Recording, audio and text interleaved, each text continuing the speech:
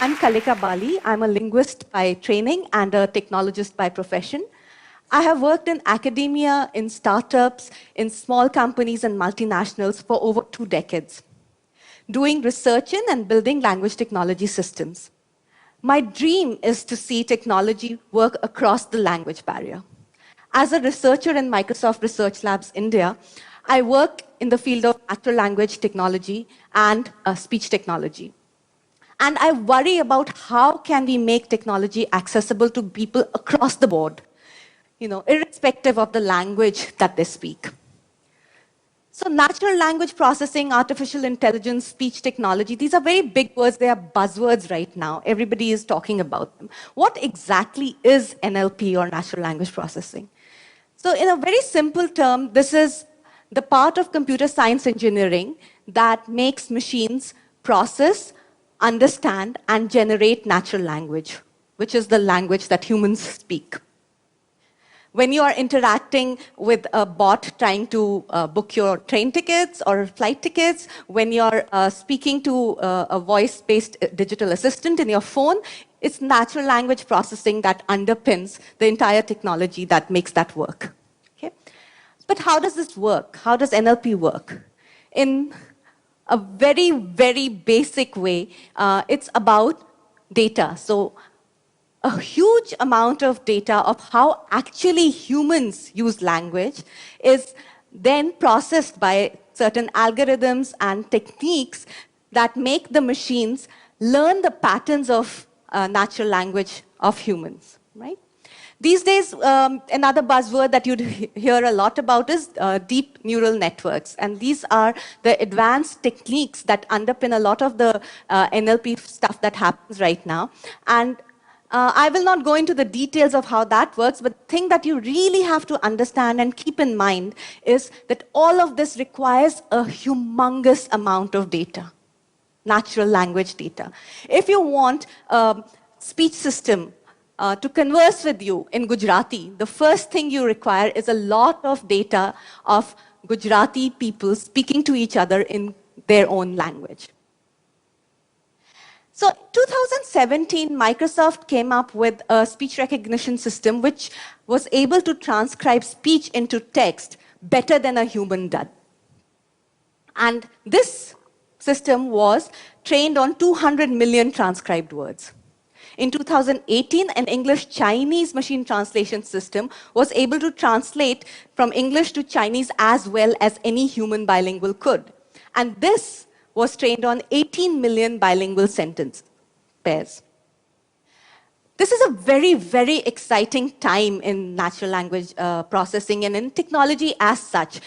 We are seeing science fiction, which we had read about and watched, kind of come true in front of our own eyes.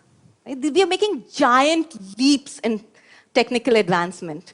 But these giant leaps are limited to very few languages. So Monojit Chaudhary, who's like a very good friend of mine and a colleague, he has studied this in some detail and he has looked at resource distribution across languages in the world. And he says that these follow what is called a power law distribution, which essentially means that there are 4 languages, Arabic, Chinese, English, and Spanish, which have the maximum amount of resources available. There are another handful of languages which can also benefit from the resources and the technology that's available right now.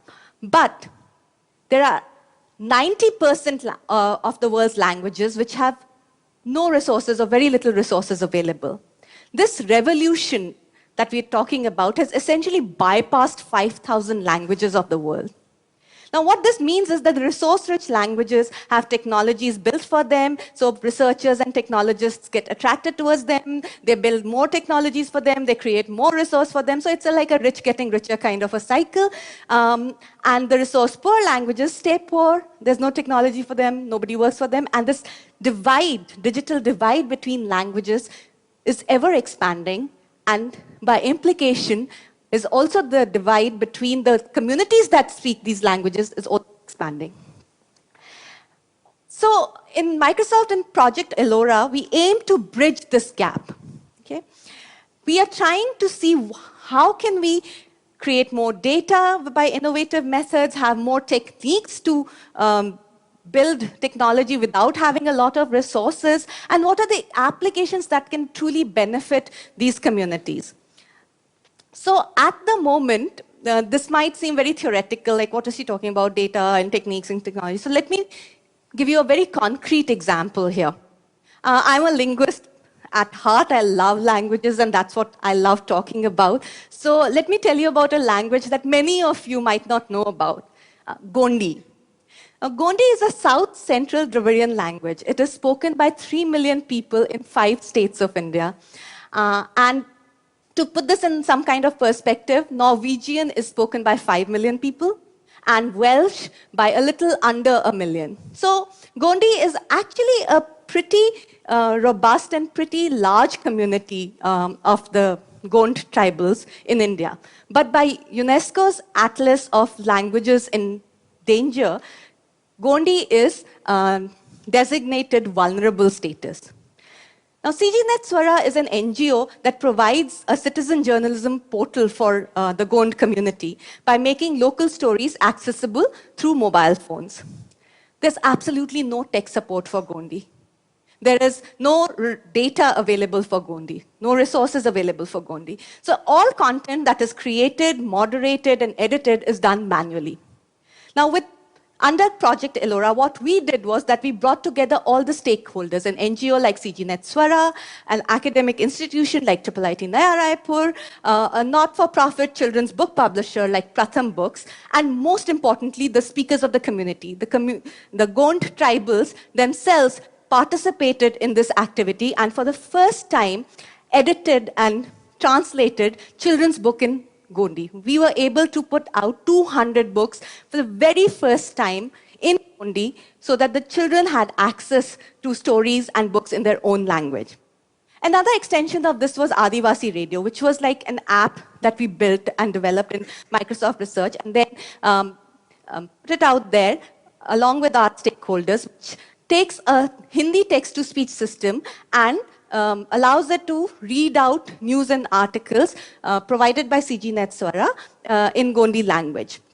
Now, users can now use this app to read, watch news, and access any information through text and voice in their own language.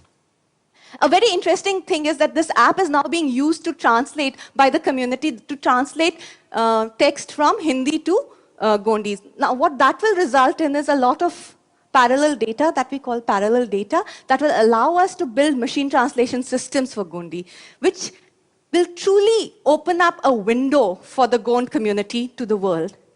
And what is even more important is now we know how to do this. We have the entire pipeline, and we can replicate this for any language and any language community which is in a similar situation as the Gond tribals. Now, so education, yes, information access, yes, but what about earning a living? Right? What about how can we make these people earn living through the digital tools that all of us just take for granted these days? Vivek Sheshadri, who's another researcher at MSR, and his collaborator Manu Chopra, they've designed a platform called Karya for providing digital micro-tasks to the underserved communities. His aim was basically to find a way to provide a means of dignified labor to the populations, the rural populations and the urban poor populations of this country. They don't have access to or the knowledge to use the digital platforms that all of us use every day without even thinking, right? But here is a large literate population that wants to work, right?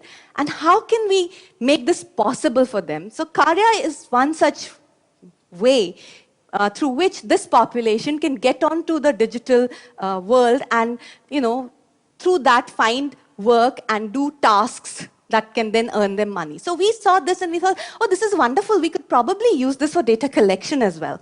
So we went to Amle, which is a small village of 200 people in the Wada district of Maharashtra, and decided to use Karya to collect Marathi data. Now, I know what you all are thinking. I'm sure there are lots of Marathi speakers also in the audience. That Marathi is not a low-resource language. Marathi is definitely a mainstream language of the country. But as far as language technology is concerned, Marathi is a low resource language. So we went to this village and we had a very successful data collection trip. And this village is very remote. They have no TV, they have no electricity, they have no mobile signal. You have to climb a hill and wave your phone around if you want to use your mobile to call anyone. So they gave us all this data, but more than that, they gave us very valuable lessons in life. Okay? One is this pride in one's own language. The people of Amle were thrilled to be doing this because they were advancing their own language by doing this. The second was the value of community. Very quickly, this became a village community effort. People would gather together in tasks and do this together as a group. And the third is the importance of storytelling.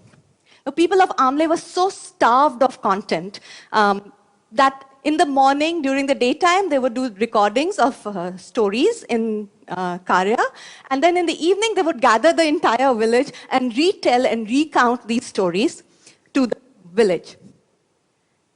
So as scientists, we get so caught up in the science and technology part of what we are doing. Which is the next best model to have? How can I increase the accuracy of my system? How can I build the next best system there is, that we forget the reason why we are doing this, the people. And any successful technology is the one that keeps the people and the users up front and central. And when we start doing that, we also realize that technology is probably a very small part of this. And there are other things in the story. Maybe there are social, cultural, and policy interventions that are required as much as technology. So some time back, I worked on a project called Video Kheti that allowed Hindi-speaking farmers in central India to search for agricultural videos by speaking into a phone-based app. So we went to Madhya Pradesh to collect data for this, and we came back and we were training our models, and we discovered we're getting very bad results. This is not working. So we were very confused, like, why is this happening? So we looked deeper and deeper into the data and discovered that, yes, we had collected data from what we thought was a very silent, quiet village in the evening. But what we hadn't heard while we were doing this was that there was this constant buzz of night insects. So throughout the recordings, we had this buzz of the insects, which was actually distorting our speech. The second thing was that when we went there to kind of test our app in the village, I and my colleague Indrani Medhi, who's a very well-regarded design researcher, we found that the women couldn't pronounce the Sanskritized words that we had for some of the search terms. So like, Rasainik padarthon se kharpatwar niyantran, which is like the term for chemical pesticides, right? Because we got these terms from the Agricultural Extension Center, and the women, even though they are farming, do not interact with that center at all. The men do. The women probably use something much simpler, like dawai se keede marna, which basically means killing pests with medicine, right? So what I have learned through my journey and what I would like to put across to you by now, I hope you've understood me, is that there are a majority of the world's languages that require intensive investment for resource creation if they are to benefit from language technology. And this is unlikely to happen in a very fast and efficient manner. So it is extremely important for us to ensure that the community derives maximum benefit from whatever that we are doing in the language tech area. And to do this and deliver a positive social impact on these communities, we follow what we call the modified 4D design thinking methodology. So the 4D means discover, design, develop, and deploy. So discover the problem that language technology can solve for a particular language community. This observation-led approach can help allocate resources where they are most needed. Design for the users and their language. Understand the diversity in the linguistic properties and languages of the world. And don't think, oh, like this is made for English, now how can we just adapt it for Marathi or for Gondi? right? Develop rapidly and deploy frequently. It's an iterative process that will help you fail fast, and early failures will eventually lead to success. The important thing is to persevere. Do not give up. And here I remember the story of these two Aborigine Australian women, Patricia O'Connor and Isola Best. In the mid-90s, they went to the University of Queensland, and they wanted to learn their own language called Ugambe. And they were told very bluntly, your language is dead. It's been dead for 3 decades. You cannot work on this. Find something else to work on. They did not give up. They went to the community, they dug up oral memories, oral traditions, oral literature, and founded the Ugambe Museum, which became the most important cultural and linguistic center for the language and its community. They did not have technology. They only had their willpower. Now, with the power of technology, we can ensure that the next page is written in Sami from Finland, Lilwat from Canada, or Mundari from India. Thank you.